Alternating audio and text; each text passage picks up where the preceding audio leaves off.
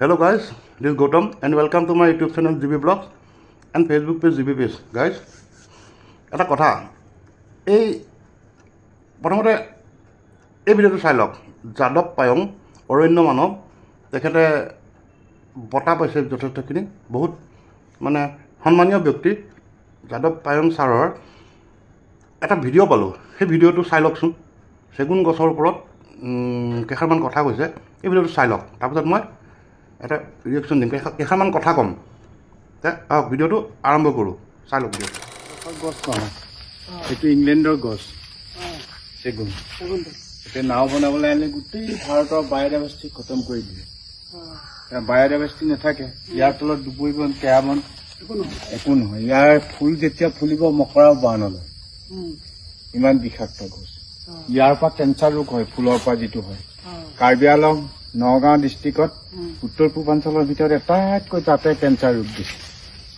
তাৰমানে hills area নহয়, তাৰ বতাহটো যেতিয়া ঘূৰে গাঁৱত সোমাই যায়, তেতিয়া কেঞ্চাৰ ৰোগ হয় বেছিকৈ।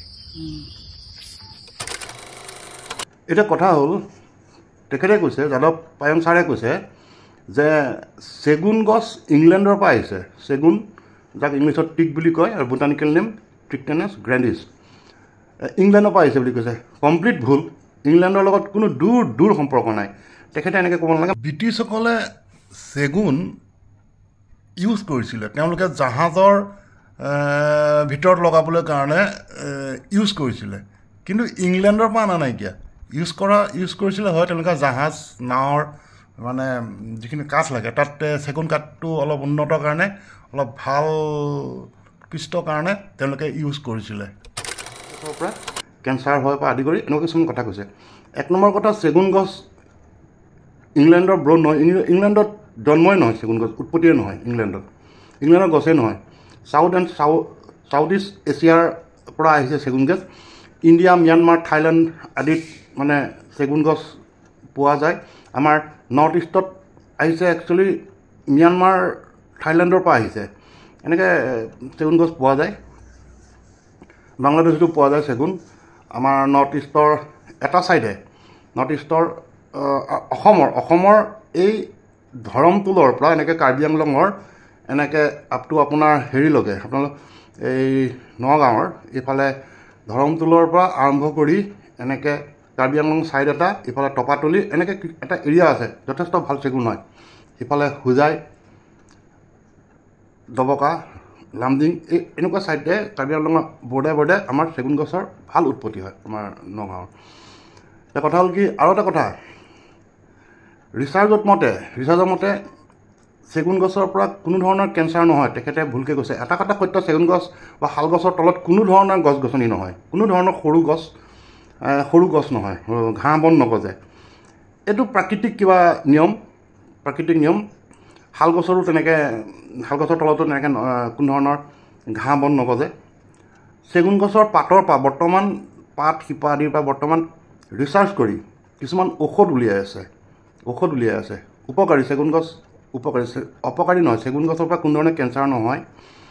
ৰিচাৰ্চ কৰিছে, ৰিচাৰ্চত আপোনালোকে চাব, চাৰ্চ কৰি গুগলত। তেখেতে এই এইবিলাক কথা ক'ব নালাগে, কাৰণ তেখেতক মানুহে অনুকৰণ কৰে, আৰু এইষাৰ কথা কোৱাৰ লগে মানুহে চেগুন গছ কাটি পেলাব। ঘৰতো ৰুইছে যদি কাটি পেলাব মানুহে। সেইবাবে তেখেতক অনুৰোধ, এবাৰ গুগল মাৰি চাই লওক। চেগুন গছ ইংলেণ্ডৰ পৰা অহা নাই, আৰু চেগুন গছৰ পৰা কোনো ধৰণৰ কেঞ্চাৰ নহয়। এইটো ৰিচাৰ্চত কৈছে। আৰু এটা ভিডিঅ' মই লগাই দিছোঁ, চাওক কি কয়। এয়া হওক, এনেধৰণৰ ৰিকুৱেষ্ট, এনেধৰণৰ কথাবিলাক কোৱাৰ আগত আপোনাক অনুকৰণ কৰে, হাত জোৰ কৰি কৈছোঁ, অনুকৰণ কৰে, অলপ ৰিচাৰ্চ কৰিব, হাৱাবাজি কৰি কথা কিছুমান নক'ব ছাৰ। ৰিচাৰ্চ কৰি হ'ব, গুগল আছে আজিকালি, গুগলত ৰিচাৰ্চ কৰিলে সকলো কথা পোৱা যায়। সেইখিনি, থেংক ইউ। ভিডিঅ'টো ভাল লাগিলে লাইক কৰিব, কমেণ্ট কৰিব, শ্বেয়াৰ কৰিব, ফ'ল' কৰিব পেজটো। জয় অসম, জয় হিন্দ। চেগুন গছে আচলতে আমাৰ শৰীৰত কেঞ্চাৰ উদ্ভৱ হোৱাত সহায় কৰে নে নকৰে, গৱেষণাই কি কয়? এইখন গৱেষণা পত্ৰ হৈছে যে চেগুন গছৰ পাতৰ ওপৰত গৱেষণা কৰা। গতিকে চেগুন গছৰ পাতত এই গৱেষণা পত্ৰখনত কৈছে যে এণ্টি অক্সিডেণ্ট, চাইটোটক্সিক এক্টিভিটিছ বহু বেছি পৰিমাণে পোৱা যায়। এণ্টি অক্সিডেণ্টবিলাক সেইবিলাক উপাদান হয় যিবিলাকে আচলতে আমাৰ দেহত পোৱা ফ্ৰী ৰেডিকেলছ যিবিলাকে কেঞ্চাৰ সৃষ্টি কৰে, সেই ফ্ৰী ৰেডিকেলছবিলাকক প্ৰশমিত কৰিব পৰা এবিধ যৌগ, যিবিলাকক আমি ক'ব পাৰোঁ এণ্টি অক্সিডেণ্ট। গতিকে এই গৱেষণা পত্ৰখনত কনক্লুজনত উল্লেখ কৰিছে যে চেগুন গছৰ পাতত প্ৰচুৰ পৰিমাণে এণ্টি অক্সিডেণ্ট পোৱা যায়, আৰু প্ৰচুৰ পৰিমাণে এণ্টি অক্সিডেণ্ট পোৱা যাৰ কাৰণে ই আমাৰ কেঞ্চাৰ প্ৰতিৰোধী হিচাপেহে ইয়াৰ পৰা কিছু উপাদান আমি আহৰণ কৰিব পাৰোঁ দ্বিতীয় কথাটো হ'ল যে চেগুন গছৰ পাতত সাইটোটক্সিচিটি বহু বেছি সাইটোটক্সিচিটি means substance that kills cancer including cancer cells that agents may stop cancer cells for dividing অৰ্থাৎ সেই সাইটোটক্সিচিটি বেছি মানে তাত কিছুমান উপাদান আছে যিবিলাকে আচলতে কেঞ্চাৰ কোষ সৃষ্টি কৰাত বাধা দিব পাৰে বা কেঞ্চাৰ কোষবিলাক ইটোৰ পৰা সিটোলৈ ভাগ হোৱাত বাধা দিব পাৰে তাৰ অৰ্থটো হৈছে যে ইয়াত চেগুন গছৰ পাতত কেঞ্চাৰ প্ৰতিৰোধী দ্ৰব্যহে পোৱা যায় যি নহওক এই কথাখিনিৰ পৰা আমি সাধাৰণভাৱে এটা কথা গ্ৰহণ কৰিব পাৰোঁ যে চেগুন গছ এজোপা ঔষধীয় গুণযুক্ত গছ তাৰ পাতত বা গুটিত বা বেলেগ ধৰণৰ হেৰিয়ত ঔষধীয় উপাদানেৰে ভৰপূৰ হৈ আছে আৰু সেইবিলাক আয়ুৰ্বেদতো বিভিন্ন অতীতৰ পৰা প্ৰয়োগ কৰি আহিছে তাৰবাবে এতিয়াৰ গৱেষণাই সেই কথা কিছুমান কয় আপোনালোকে নিজেও আৰু বহু বেছি গৱেষণা পত্ৰ চাব পাৰে বা এইখন গৱেষণা পত্ৰ মই আপোনালোকক দেখুৱাই দিছোঁ ইণ্টাৰনেটত আপোনালোকে পাব নিজেও এখন কৰি পেলাই অধ্যয়ন কৰিব গতিকে এই কথাৰ ওপৰতহে মই নিৰ্ভৰ কৰিহে মই ক'লো যে চেগুন গছ এজোপা ঔষধীয় গছ আৰু চেগুন গছৰ পাতত কেঞ্চাৰ প্ৰতিৰোধী দ্ৰব্যহে আছে